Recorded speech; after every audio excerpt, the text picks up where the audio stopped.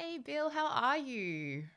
Oh, I'm good, Tiana. Nice to meet you. You too. Well, I'll launch into it. We are launching into another episode of Good Things Brings, and today I am joined by none other than Mr. Bill Kelleher from Mastodon. Thank you for joining me today. Thank you for having me. It's my pleasure.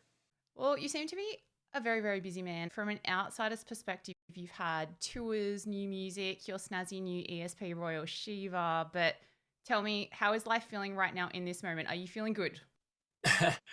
I am feeling good. Yes. I'm finally back home from, from touring, which I love touring, which we don't quite get to do enough of, in my opinion, as of recent, just because of COVID and, that whole debacle, whatever, Mm. has left us kind of hanging a little bit. But then, speaking of ESP and the Royal Shiva, I was doing some clinics in the Midwest in between the tour and some festivals that we're doing, like Riot Fest, Aftershock. Um, and it's busy. But I like to stay busy, Yeah. and especially if I'm promoting myself or my guitar or my pickups. I spent some time at Sweetwater, which is in the States. It's basically like a online guitar center, but way bigger and better, in my opinion.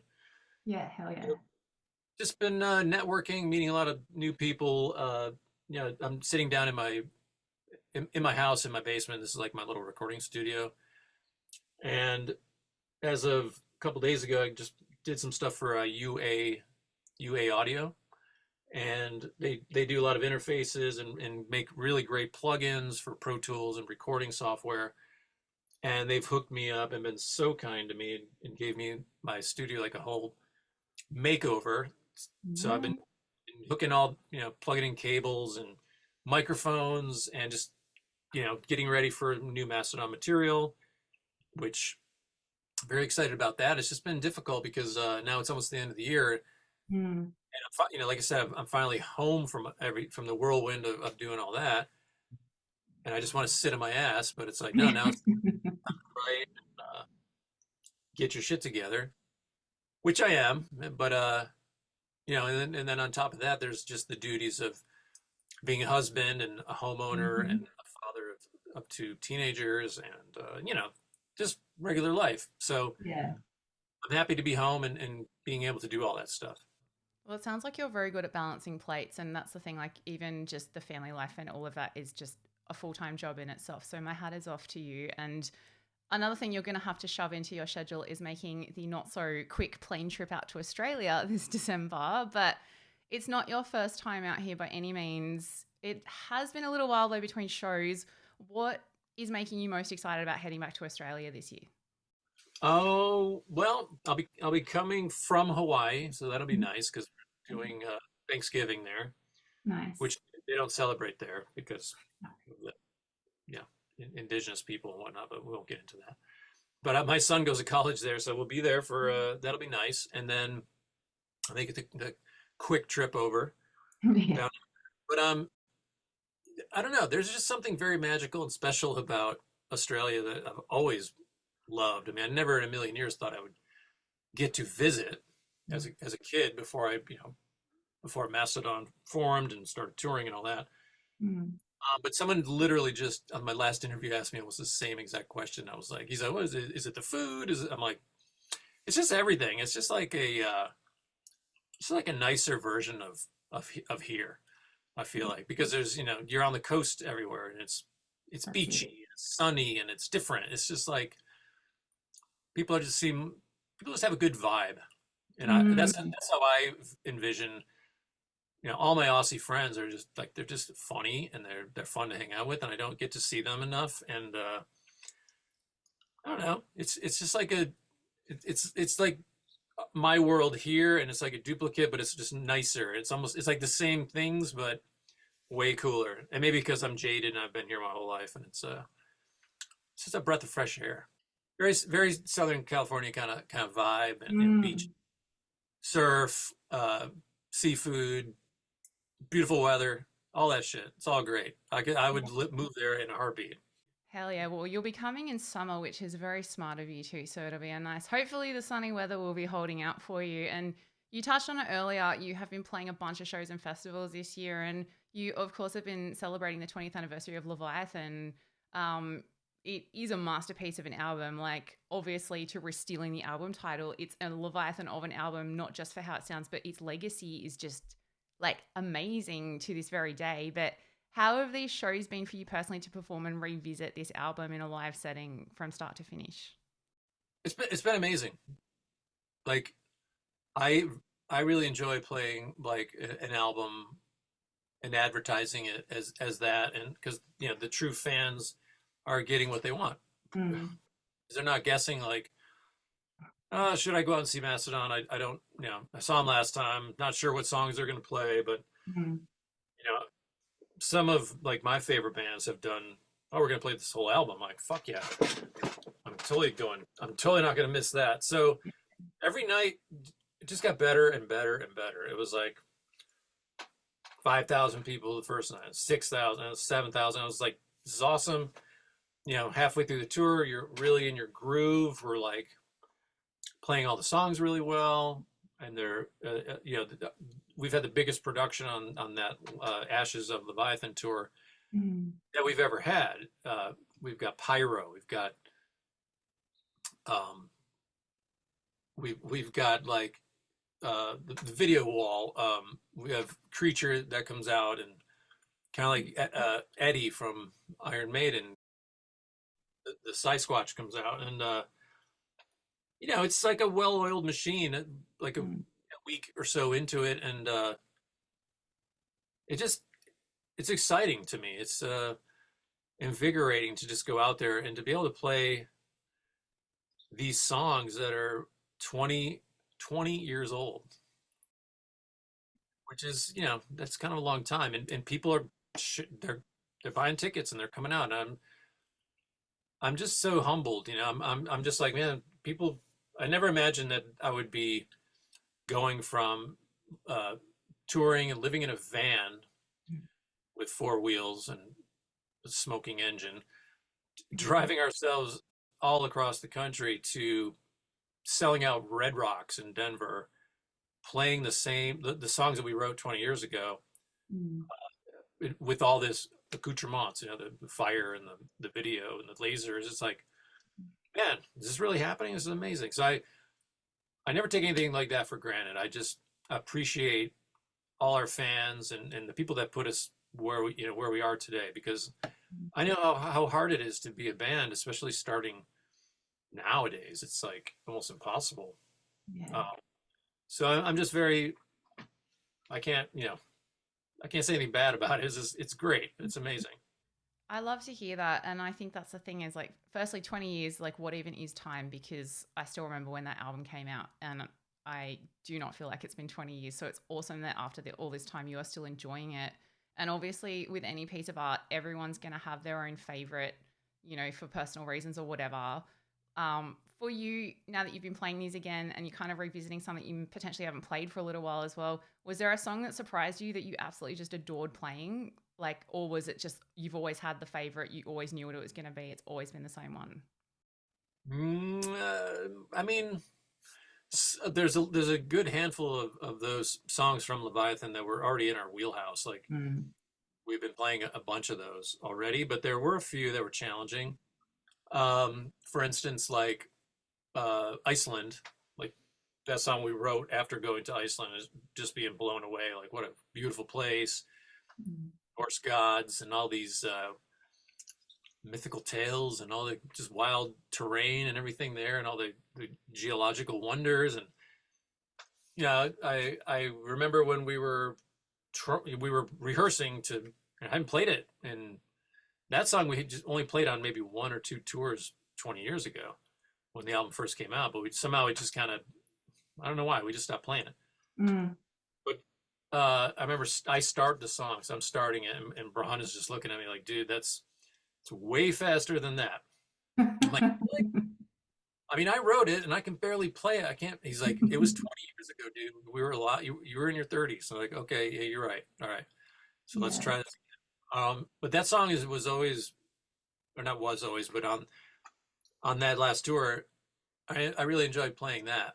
That's awesome. And you also had, obviously releasing alongside while you were on tour, you also unleashed an incredible track with Lamb of God, Floods of Triton. And obviously it was an amazing time to release it. It's a no-brainer that would happen. And it was a really awesome melting pot of what everyone loves about both of these bands. And you worked with Tyler Bates on this one, who was obviously behind a bunch of soundtracks, and he tours with a bunch of incredible musicians.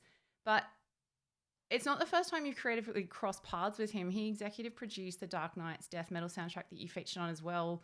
Is that where you first met Tyler for the first time? Like, how did you end up working with him on Floods of Triton? I believe that we have a lot of mutual friends, Jerry Cantrell, and I think yeah, we had met him back then, but I don't know if I actually met him in person back then. He wasn't quite on my radar, but I knew who he was. I was like, okay, he was that guy who did that. But then last, I think it was a year, maybe 2 years ago, we signed with Loma Vista, brand new record label, and they were talking. Of course, they're doing their job, and they're like, okay, well, the new record, we want you to, we'd like maybe to think about these people, and we work with this guy a lot, Tyler. Okay, cool. So we'd have Zoom meetings with all these potential people, dudes, producers, engineers, whatever. And I really liked him. Like we spoke to him for a while. He had great ideas, and he just seemed very laid back. And then I started doing a deep dive on rabbit hole on all the stuff that he's done. Holy shit, this guy's done a lot of cool fucking stuff, and he's a rad guy. He was very likable and not pushy. Because a lot of people in LA, they're kind of pushy, and they're know-it-alls, and you're not going to push Mastodon around. It's like, no, this is, we know our place, we know yours, and we've been doing this long enough that we know how to make records. So he just seemed like the guy, which I don't know how much he facilitated a lot of things, but for the most part, the song, half of it was something I had written 15, 16 years ago. It was during the Crack the Sky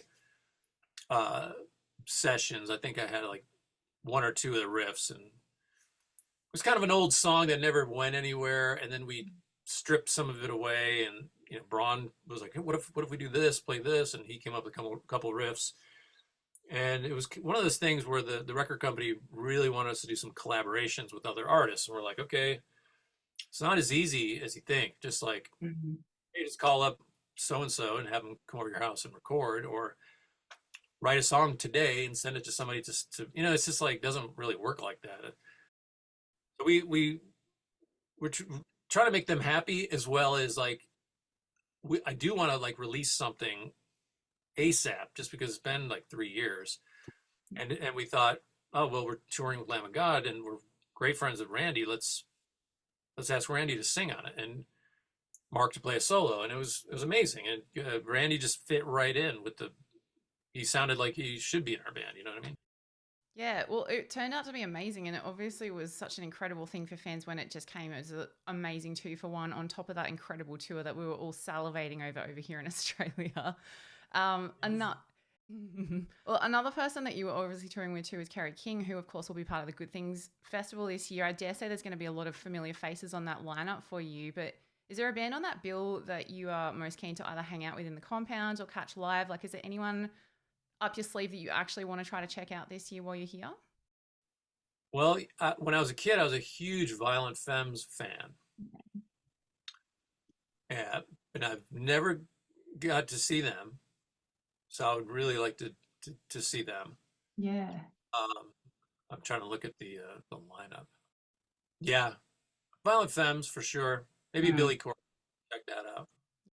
Yeah, very, very solid. Well, I dare say with the 3 days, you'll have enough time. And before I let you go, I like to always also sneak a little insight into what artists are listening to. And I actually got obsessed with your Mega Monsters tour playlist on Spotify from when you toured with Gojira last year. So whether or not everyone was having input on that, there was a bunch of no-brainers like Gojira, Clutch, Tool, obviously yourselves, Mr. Bungle. But it was nice to see an Aussie in the mix too. I did spy King Gizzard and the Lizard Wizard was in there. But As someone who plays heavy music on the regular, what do you find yourself drawn to listening to these days? And are there potentially any Aussie bands on your radar as well in that mix? Carnival is always really good. These guys are Yeah. great. I'm trying to think of like something I'm listening to.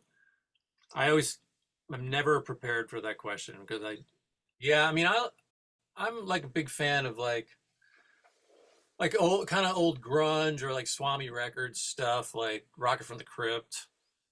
Um, I really like the new Turnstile record, but everybody fucking knows that already because I've said it a million times. Worth saying multiple times. It's that good. It's such a it really is a pinnacle of like of great music like nowadays for me because nothing really. Maybe it's because I'm getting old and jaded. I'm just like, well, they don't make them like they used to. Well, you know, put my Led Zeppelin records on or whatever. But there are a lot of great bands out there. But you know, there are certain ones that really just really do it well, and you can tell that they're actually doing it because they're serious artists and there's creativity involved. Yeah, I'm so bad to like ask that question, but No, you nailed it. You had some bands, and I agree. And sometimes some stuff just grab you more than others, and there's nothing wrong with having the old favorites on standby as well. So I think that's a very successful answer. And lastly, I know you've obviously got the festival shows while you're here, but we also get the gift of two side shows while you're in Sydney and Melbourne with Kerry King as well. Are you guys planning anything special or different for the headline shows without giving everything away? oh, I don't know yet. And I think I'm sure we're gonna mix it up just to make it, you know, so it's not the exact same show you're seeing at the festival or whatever. But I don't know. We need to talk. We need to like get the band together. I haven't seen anybody in a few months. You know, there's been hurricanes here. Yeah. Troy was affected. He lives in Florida, so he's picking up the pieces right now. And there was two hurricanes, you know, 1 week apart, devastating. Um, Very cool. but you know, I'm sure we'll do something. I Yes. just, you know, we were texting earlier. You know, he was mentioning something about a set list, and he was like, "Oh, I'm excited to play these old songs." I'm like, "Oh, what are you thinking? Are you thinking of something we haven't played in a while? Not Leviathan? I don't know." So we'll have to see. You have to be surprised. I like that. There's nothing wrong with a surprise, and that gives you some time. And when everyone can finally get together, no doubt some magic will come of it. So, thank you for spending some time on Good Things Brings today. I know you're a busy man, so I'll let you get on with your day. But we're so excited to have you back in Australia in December for the festival. Yeah, no one's as excited as me. Yay! I like this. Thank you so much, Bill. All right, Tiana, take care.